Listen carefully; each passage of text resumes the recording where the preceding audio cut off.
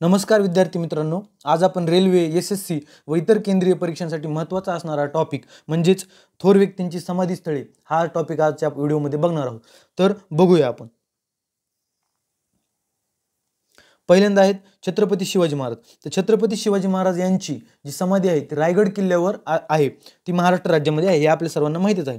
Next बघा, महात्मा गांधींची, ज्यांना राष्ट्रपिता असे म्हटले जाते, त्यांची समाधी दिल्लीमध्ये राजघाट या ठिकाणी, म्हणजेच महात्मा गांधींच्या समाधीला काय म्हटलं जातं, राजघाट असं म्हटलं जातं. तर हे महत्त्वाचं आहे. त्यानंतर बघा, भारताचे पहिले पंतप्रधान पंडित जवाहरलाल नेहरू यांची समाधी सुद्धा दिल्लीमध्येच आहे. त्यांच्या समाधीला विशेष नाव काय आहे, शांतीवन हे नाव आहे, विशेष शांतीवन, हे लक्षात ठेवा.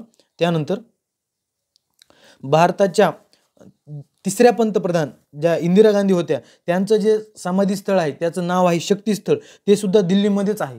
शक्तीस्थळ यावरून आपल्याला लक्षात येतं. त्यानंतर भारतरत्न डॉक्टर बाबासाहेब आंबेडकर यांचं समाधीस्थळ आहे मुंबई येथे. त्यांच्या समाधीस्थळाला एक विशेष नाव आहे चैत्यभूमी, असं हे मुंबईमधील दादर या ठिकाणी ती चैत्यभूमी आहे.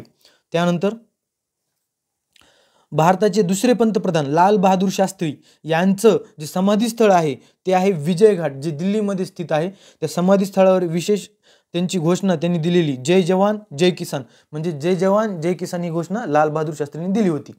त्यानंतर बघा, समता स्थळ हे परीक्षेमध्ये विचारलं जाणारा सर्वात फ्रिक्वेंट क्वेश्चन आहे. हा समता स्थळ कुणाचे आहे, तर बाबू जगजीवन राम यांचं हे समता स्थळ नावाचं समाधीस्थळ आहे.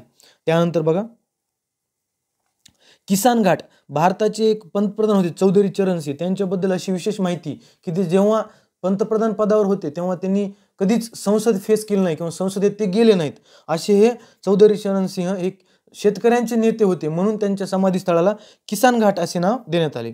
त्यानंतर महाप्रयाण घाट जे पटनामध्ये आहे, तर डॉक्टर राजेंद्र प्रसाद हे भारताचे पहिले राष्ट्रपती होते, त्यांच्या समाधीस्थळाला किंवा स्मृतीस्थळाला जे नाव दिलं आहे ते आहे महाप्रयाण घाट. ते बिहारची राजधानी पटना या शहरामध्ये आहे.